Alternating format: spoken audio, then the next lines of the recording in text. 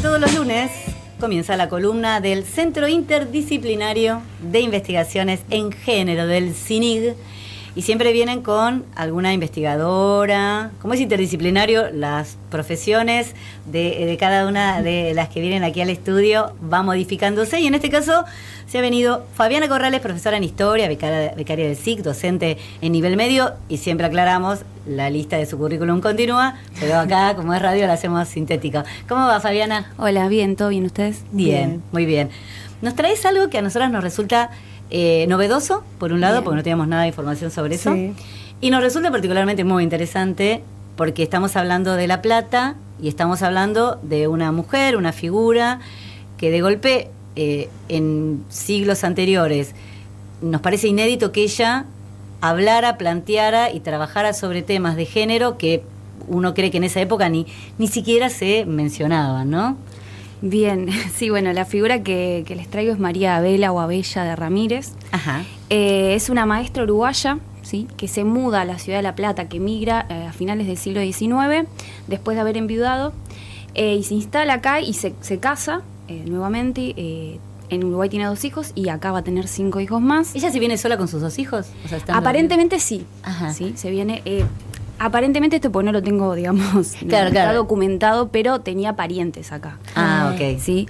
Y se instala en la ciudad de La Plata. Y desde acá se va a volver a casar, va a formar su familia y se va a dedicar principalmente al periodismo, a la actividad periodística. Si bien es maestra, ¿sí?, su principal actividad va a ser el periodismo.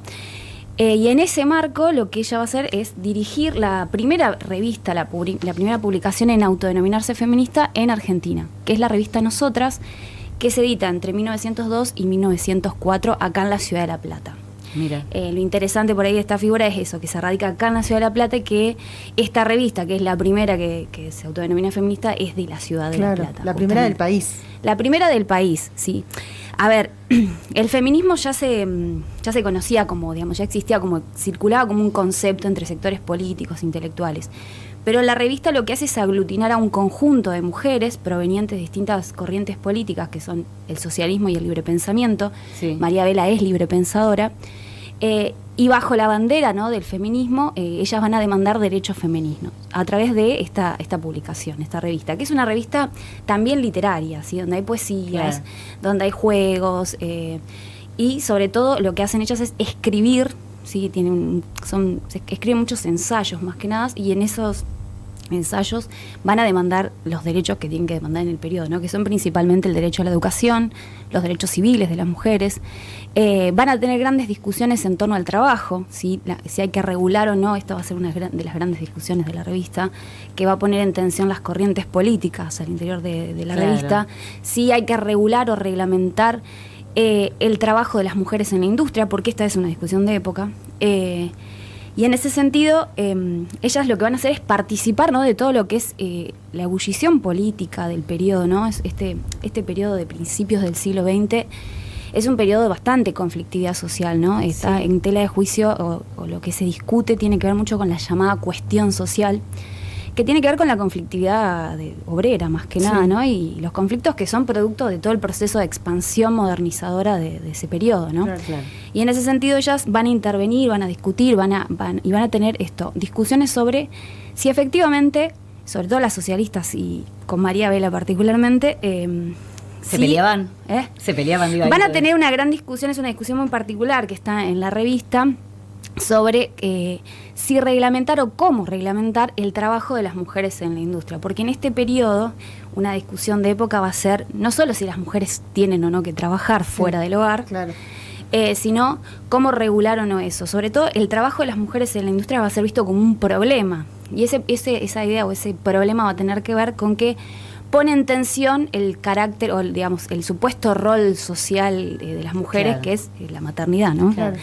Y en ese sentido van a aparecer una serie de discusiones entre las socialistas y María Abela, que es librepensadora. Y librepensadora es eso, que no tenía ninguna afiliación política. Mira, ¿no? El librepensamiento, esto es interesante, es un movimiento político internacional que se va a formar a fines del siglo XIX y va a aglutinar a distintas tendencias políticas e ideológicas que más que nada van a ser anticlericales. van a defender el pensamiento científico, ¿sí? Y van a, de alguna manera, disputarle el poder a la Iglesia en los estados, ¿sí? En este contexto vos tenés ya a fines del siglo XIX, se están conformando, consolidando los estados nacionales, y en ese contexto le van a tratar de que estos estados sean lo más laicos posibles. Este movimiento se va a empezar a conformar en la ciudad de en el Río de la Plata en la década de 1890, y en la ciudad de La Plata particularmente va a tener bastante incidencia. Entonces María Vela pertenece a ese movimiento, ella forma parte incluso del comité local de libre pensamiento, y de hecho va a participar junto con otras figuras feministas del periodo, porque dentro de todos los... Perdón, estoy golpeando el micrófono. Dentro digamos, de las tendencias políticas que están en el libre pensamiento, vos tenés... tenés liberales, tenés, acá en el libre pensamiento criollo vas a tener radicales, socialistas, feministas, curas apóstatas, espiritistas, que en ese momento, porque en ese momento no estaban tan definidas lo que era científico de lo que no era, ¿no? Entonces va a aglutinar un montón de corrientes ideológicas que van a ser profundamente anticlericales, más que nada, claro, ¿no? Y laicas, ¿sí? Y un gran caballito de batalla va a ser la educación, ¿sí? Entonces ella va a pertenecer a este movimiento, va a formar parte del comité de libre pensamiento local, de hecho va a ser la única mujer, y va también participar de los congresos que desarrolla este libre pensamiento. Hay un congreso muy importante en 1906, que es el Congreso Internacional de Libre Pensamiento, que se hace en Buenos Aires, y ahí ella va a demandar derechos femeninos, va a leer el programa mínimo de reivindicaciones femeninas, y eso va a generar ahí unas disputas, porque si bien el carácter anticlerical del movimiento le va a abrir las puertas al feminismo. ¿Por qué? Porque las feministas van a estar demandando sobre todo el divorcio, o la posibilidad de que las mujeres dentro del matrimonio administren sus bienes, la patria potestad sobre los hijos, todos derechos que no tenían, ¿no? Que estaban establecidos en el Código Civil. De manera que van a tener una puerta, ella va a participar de los congresos, particularmente va a ser muy importante el Congreso de 1906, porque van a venir figuras de todo el mundo. Y van a venir feministas como Belén de Zárraga, que es una feminista malagueña que va a ser muy importante, que se va a terminar radicando también en Uruguay, que va a defender sobre todo va a demandar la educación de las mujeres. Claro. Pero una educación pensada, y María Vela es de esta corriente, para lograr la emancipación de las mujeres, la autonomía femenina, ¿sí? Porque los librepensadores del periodo, si bien estaban de acuerdo con los derechos femeninos, muchos lo que buscaban eran separar a las mujeres del poder de la Iglesia, pero no sé si estaban tan de acuerdo con la emancipación femenina en sí misma. Claro. Por lo menos no todos, ¿no? Entonces ella tenía estos 2 hijos que había llegado de Uruguay, después había tenido más hijos, ¿no? Tuvo 5 hijos más. Tuvo 7 hijos. ¿Cómo hacía con la maternidad? Bueno, se dice, pero esto tampoco parece ser que ella llevaba a sus hijos a algunos eventos políticos, ¿no? Como que trataba de demostrar que era posible ejercer la política y la maternidad, pero bueno, también, digamos, era una mujer que podía sostener eso, ¿no? Por ahí el poder adquisitivo que tenía su marido, lo digo en términos de la época, ¿no? Sí, probablemente sí, o sea, porque es muy difícil. ¿Su marido qué hacía? Escribano. El marido era escribano, sí. Digo, como para que ella, viste que en general se daba mucho eso de mujeres que por suerte han tenido grandes pensamientos en momentos disruptivos, en general tenían un mínimo sostén económico. En general, a ver, por lo menos este feminismo del periodo, si bien no es que eran aristócratas, ¿sí? Tampoco es que eran... por ahí algunas sí, pero digamos, dentro de estas mujeres que a principios del siglo XX van a levantar la bandera feminista, lo que sí es claro es que eran mujeres educadas en su mayoría. En el caso de las platenses es interesante, por lo menos en las que llevan adelante el proyecto de la revista Nosotras, que es las directoras son María Vela, ahora sí cuento un poquito qué fue la revista. Sí, me gusta eso. Y Justa Burgos Meyer, que es una maestra platense. En el caso de ellas, las dos son maestras, no son, por ejemplo, universitarias. Claro. Entonces, digo, es interesante porque a veces, viste que cuando se habla por ahí de las primeras feministas tenemos algunas figuras más conocidas que en general son universitarias. Julieta Lanteri, que Julieta Lanteri fue de la misma época, ¿o no? Julieta Lanteri, de hecho ellas las dos van a formar la Liga Feminista Nacional junto con María Vela Ramírez. Van a llevar adelante otro proyecto editorial que fue la revista La Nueva Mujer, que va a salir un poco más adelante, entre 1910 y 1912, en el marco de lo que fue la organización del primer Congreso Femenino Internacional, que se celebró en 1910, donde también participaron feministas de todo el mundo. Acá se festejó en Buenos Aires en el marco del centenario. Pero contanos entonces, vamos con la revista, que nos interesa mucho el detalle del feminismo en La Plata, de la época del 1900, que nos parece información que no teníamos. Bien, eso sí es muy interesante, digamos. La revista Nosotras es una revista que va a salir de manera quincenal entre 1902 y 1904. Las directoras van a ser justamente esta figura que estaba comentando, María Vela y Justo Burgos Meyer, que es una maestra que pertenece al Partido Socialista. En ese sentido, va a unificar dos corrientes políticas, que es el libre pensamiento y el socialismo. Va a ser una revista en gran medida autogestionada, va a estar redactada por un grupo de mujeres, si bien la impronta de Vela es bastante grande ahí. Va a estar redactada por un grupo de mujeres y va a tener también colaboradores varones. Y ahí lo que van a aparecer van a ser las principales demandas de este feminismo de la primera década del siglo XX, que no tienen que ver netamente como por ahí dentro de un sentido común. Cuando se habla de la historia del feminismo, se piensan las olas. Sí. Y a veces se dice, bueno, el primer feminismo fue sufragista. Sí, estas mujeres demandaron derecho al voto, demandaron derechos políticos, pero no era la principal demanda, por lo menos hasta 1910, no. Si ya a partir de la década del 10 empieza a tener más peso la demanda por el derecho al sufragio, pero en este contexto lo que están demandando es el acceso de las mujeres a la educación, y sobre todo que tengan la misma educación que los varones. Claro. Hay mucho cuestionamiento porque también hay que pensar que están en la transición entre el siglo XIX y el siglo XX, ¿no? Aparte imagino también hacerle tomar conciencia al resto de las mujeres, que seguramente muchas de ellas estaban ancladas en la lógica de el que determina... Claro, y el que determina las finanzas es el marido y digamos... Sí, pero porque además lo establecía la ley. Claro. Eso. Sí, el Código Civil establecía que bajo todo efecto los maridos eran los representantes políticos de sus esposas. Entonces las mujeres no tenían derecho a administrar los bienes, incluso los que ellas aportaban al matrimonio. Claro. No tenían derecho a establecer un juicio. No tenían derecho a trabajar sin el consentimiento del marido, si bien en la práctica sucedía que sí, ¿no? Porque efectivamente, a pesar de no tener estos derechos, las mujeres escriben, las mujeres trabajan, sí. Las mujeres están participando, ¿no? de la política, de la esfera pública. Sin embargo, el Código Civil establece que esto no debería ser así, que los representantes son los maridos. Entonces, en ese marco, en la revista Nosotras va a aparecer sobre todo la demanda por el derecho al divorcio, el divorcio vincular, porque en este contexto se está discutiendo un proyecto de ley de divorcio vincular. Piensen que recién en la década de 1980 se sancionó el divorcio en Argentina. Claro. Bueno, esto se está discutiendo ya desde principios del siglo XX y las feministas lo están demandando desde este momento, ¿no? ¿Y en las fábricas las mujeres qué tarea realizaban? Mira, dependen. Hay algunos sectores donde había más mujeres. Por ahí acá en la ciudad de La Plata lo que pasa es que piensen que es una ciudad que se crea de cero, es nueva en 1902, claro. No tiene mucho tiempo, no hay un sector industrial muy desarrollado, salvo tenés la parte de los frigoríficos en Berisso, pero más que nada van a estar en la industria del vidrio, en la industria de fósforos, y son actividades manuales y generalmente tienen que ver con cosas actividades muy tóxicas, ¿no? Ay, sí.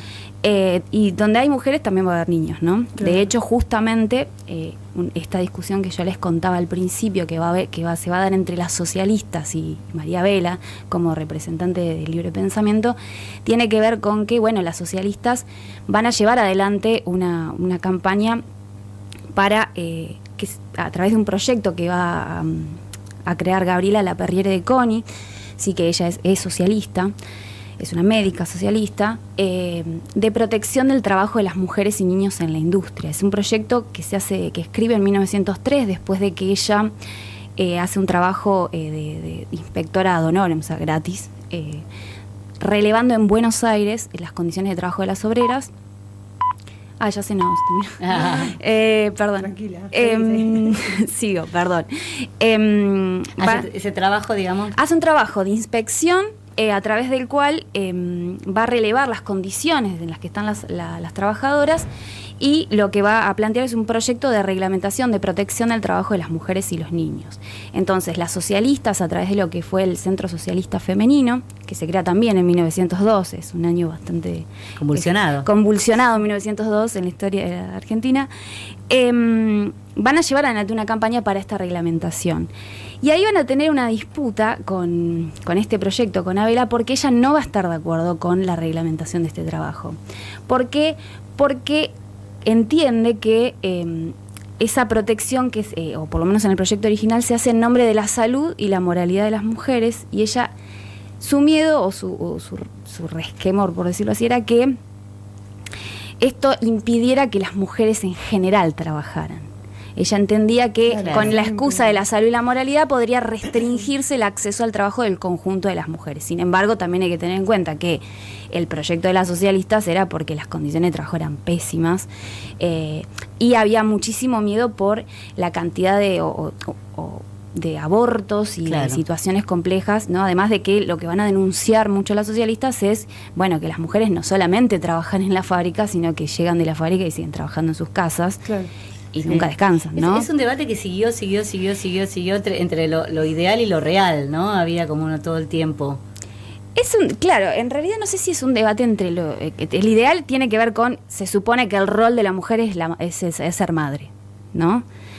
Porque, digamos, las socialistas también van a llevar adelante este proyecto en nombre del rol materno de las mujeres. Claro. Es decir, la protección no va a ser a las mujeres como individuos o trabajadoras, sino como madres o futuras madres.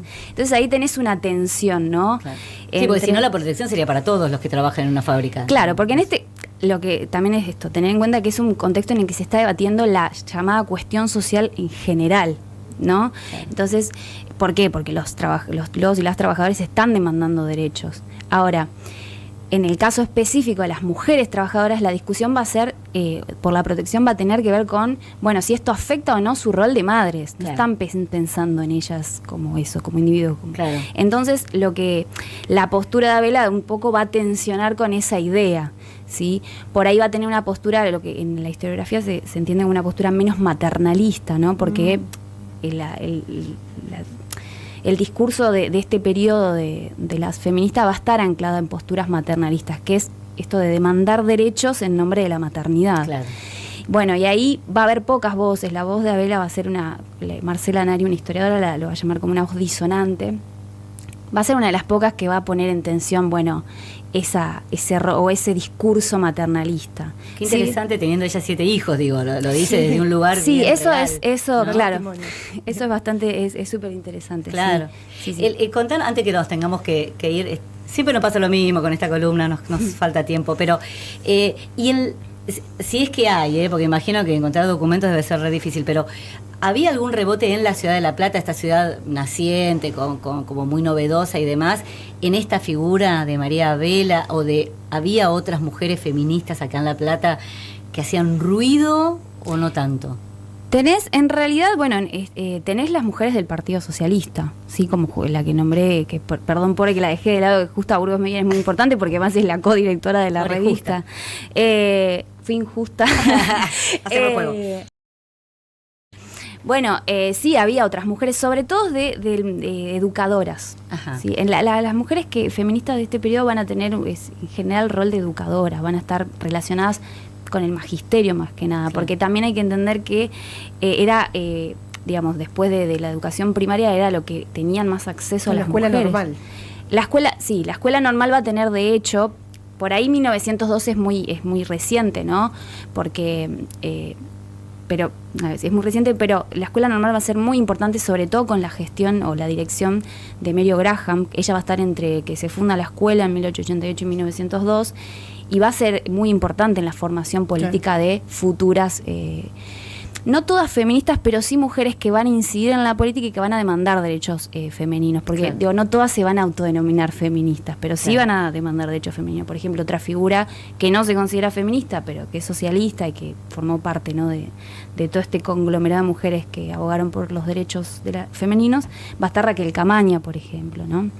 Que también va a ser exalumna del Normal. O, por ejemplo, va a aparecer la figura de Angélica Barreda, que que también va a pasar por el normal, que va a ser la primera mujer en recibirse abogada, Ajá. que se va a recibir acá en la Universidad de La Plata. De hecho, es muy interesante el caso de Angélica Barrera porque ella sí logra acceder y estudiar abogacía, pero luego tiene problemas para el ejercicio de la abogacía. Claro, entonces no se le permite o se le restringe por ahí. Se le restringe el ejercicio de la profesión porque justamente habría paso al ejercicio de la función pública, cosa Claro. que las mujeres tenían restringidas. Claro. Bueno, el caso de Angélica Barrera, si quieren leer algo, están los trabajos, también hay trabajos del CINIC, de nuestra compañera Charo Gómez Moya, hay un artículo sobre ella que está buenísimo. Mira, de eso te digamos, estamos hablando con Fabiana Corrales del CINIG, siempre derivamos porque es mucha información, de hecho Sí. ya abriste otra puerta, ¿no? La primera mujer que se recibe de abogada en la Universidad Nacional de La Plata. En el CINIG, uno, en la web, digamos, del Centro Interdisciplinario de Investigaciones en Género, uno encuentra, ¿no?, toda esta información o todos estos estudios. Sí, pueden entrar a nuestro Instagram. En el Instagram ahí tienen pueden buscar y ahí van a ir encontrando si hay para ingresar a los artículos. Bien, etcétera. ahí @CINIG, ¿te acuerdas cómo es? @CINIC, no me acuerdo, perdón. Bueno, me traje pero el celular, no hay problema. a ver si lo buscamos. Lo buscamos. Sí, Si no, en la página también del CINIG. y si en la página. también. Exactamente. Bueno, hoy nos metimos un poquito en el feminismo platense de comienzo del siglo XX con Fabiana Corrales y siempre invitamos a que continúen si les interesó, que seguro que sí, en la página del CINIG o en el Instagram del CINIG. Gracias, Fabiana. Muchas gracias a ustedes.